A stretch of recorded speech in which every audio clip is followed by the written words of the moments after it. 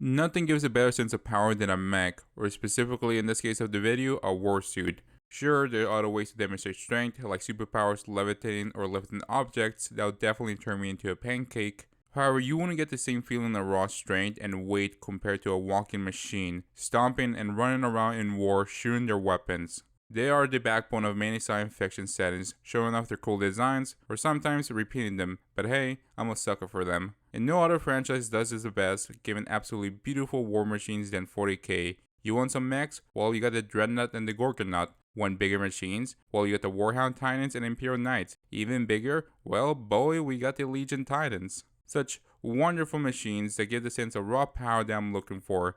However, despite having great designs for war machines, 40k tends to suffer quite a bit when it comes to their war suits. So we'll be taking a look at some awful designs when it comes to the Space Marines, since they tend to have some real stinkers. So let's get started with Space Marine inside another Space Marine, the Centurion. I like this. I love the idea of the giant exosuit, even though it doesn't really make sense as Space Marine needing an exoskeleton despite already having power, but hey, the more slabs of steel you put yourself between a bullet, the higher chance you'll live. It reminds me a lot of the Hulkbuster and is definitely meant to be that brutal, acting as a support from a long range, destroying vehicles, or close combat assault using their drills to penetrate defenses and burning everyone inside to a crisp. Just absolutely fantastic, but sadly, I can't say the same for the model. This is the most goofy looking design. The legs are too close together, and it doesn't help that the plates are merged, giving the joints no room to breathe, so you have two stumps and legs, making it look like it wobbles like a penguin. The torso area is short, and the same could be said about the neck, or for how wide the chest is. It makes it appear too squatty, removing all imposing status that you should get in a walking tank. Luckily for us, we are blessed by Ian's battle fixing the issue of the model, which I'll definitely do the same whenever I get the opportunity to buy them. He wanted the crotch to better match the proportion of the chest. He gave the legs more height and did the same with the torso and neck, making the model look a lot more taller and imposing. To add just a cherry on top, he separated the plates to expose the joints, making it appear more dynamic. Now that's a proper looking Centurion. Of course he had a lot more detail since he's an incredibly skilled painter, but look at how imposing and cool the Centurion looks with just a few adjustments. Of course it requires quite a lot of kibation and some people don't want to go through the effort, especially how niche they are on the tabletop. To quickly explain why it's not the case is due to the fact that it requires quite a lot of effort in making it work, since it doesn't have a leader character to give it buffs like a Gravis Captain leading the aggressors. So it needs the help from certain detachments and other models only to get the same results as from other vehicles or units. Since those are more flexible, requires less effort, and are usually just better. I still quite like them a lot, even though they might get butchered one day since they're firstborn Marines, and we know how much GW likes them. Of course, the Centurion was made back in 2012. Some of those models during that period definitely looks rough. However, that's a more recent model I just despise. And I believe most Space Wolves have the same thought when they look at their combat patrol. The Invictor tactical suit is essentially throwing out the dead dude and replacing with a guy that is actually alive. But that's questionable how long he'll live because of how poor the design of his warsuit. But we'll get to that in a sec. So they are deployed with the Vanguard, giving the scouts heavy fire support against enemies they're going to have a difficult time dealing with. Now it's questionable how it can be considered a scout vehicle because it's literally a walking tank. Their excuse is the armor is stripped away, which I can easily assume what armor they could have been, and the noise it would have produced is muffled by the fusion plasma generator in its back. Despite me crapping on the lore, it's not a bad idea to have a warsuit giving support to scout units. It's cool and feeds into the fantasy. However, the way they decide to design it is questionable.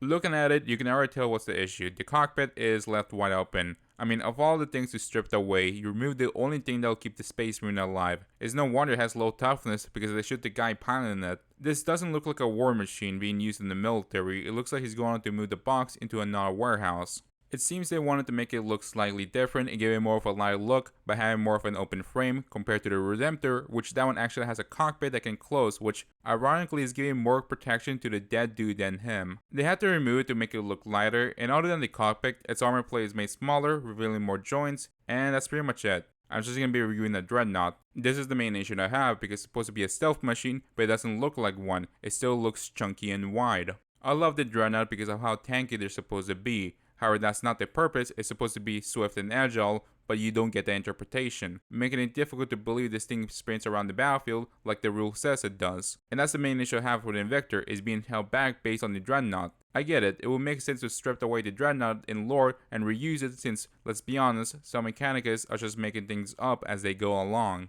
When it comes to the model itself, it would have been better if they just made a new Warsuit, because it doesn't look like a Warsuit, more of a mech. To clarify the difference, I'm open to hear your interpretation, but a Warsuit is an exoskeleton that you're able to control with your body, giving you some heightened strength, while a mech is more that of a tank, piloting it with controls and carrying heavy weapons. Looking at the Space Marine, he's not using his body. Instead, he's sitting on his ass and piloting it, which shouldn't be classified as a Warsuit. This is a mech. This is a really good example of 40K holding back the design, since it seems that GW tried to have a cake and ate it too, by making something new, but using a design that people like that's meant for a different purpose. A design base suited would be something like Strife in Titanfall 2, where you can tell this thing's meant to be agile and swift. This is a case where it just needs to be redesigned from scratch, but sadly it's too late for the model. The best hope we have is someone to make a better version that gives off a fast moving mech or warsuit.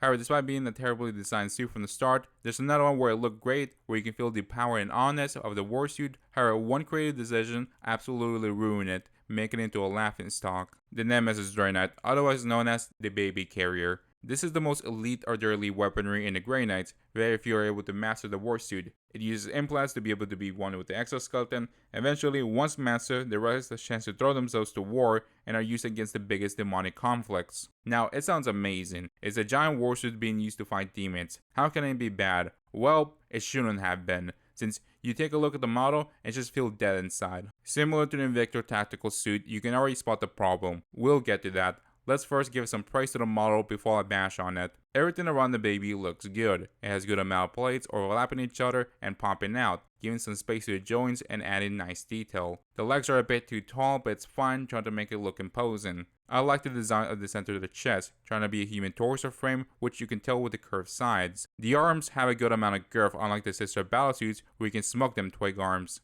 The mounting gun on the wrist is a bit strange, since I rather prefer the hand to be an actual gun. Other than that, it's a fine looking model. It's incredibly good for how old it was released back in 2011. However, despite the praise, it is ruined by the pilot. Why is this Grey Knight hanging off the warsuit? It doesn't look like he's piloting it, it looks like the warsuit is carrying him around to go on his daily walk. The design of the harness doesn't help, since it generally looks like an actual baby carrier, with the added bonus of the crotch area being similar to the baby swing sets. In an attempt not to make it look like his legs are just swinging around, he has little footholds, and that just makes it look like they're just on stilts. This creative decision ruined the model, since all the focus is on the baby, stealing the attention of the interesting details. The height could have been seen as a bonus and made the model look cool, having it on the tabletop, but instead it just makes it look worse, since the Grey Knight appears more like a toddler. Now, this issue is shared by many other models, where GW has a proportion problem where they try to make things appear big for Space Marines, making them look cool carrying heavy things. Instead, it looks like a kid carrying a big water gun.